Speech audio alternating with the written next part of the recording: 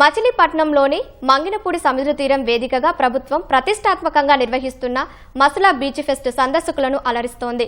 Beach pest లో భాగంగా నిర్వహిస్తున్న వివిధ క్రీడలు, సాంస్కృతిక కార్యక్రమాలను తిలకించేందుకు రెండో రోజు ప్రజలు పెద్ద సంఖ్యలో తరలివచ్చారు. పోటీల నిర్వహణకు ప్రభుత్వం చేసిన ఏర్పాట్లపై సందర్శకులు సంతృప్తి వ్యక్తం చేశారు. మరిన్ని చోట్ల ఇలాంటి బీచ్ ఫెస్టులు నిర్వహించాలని కోరారు.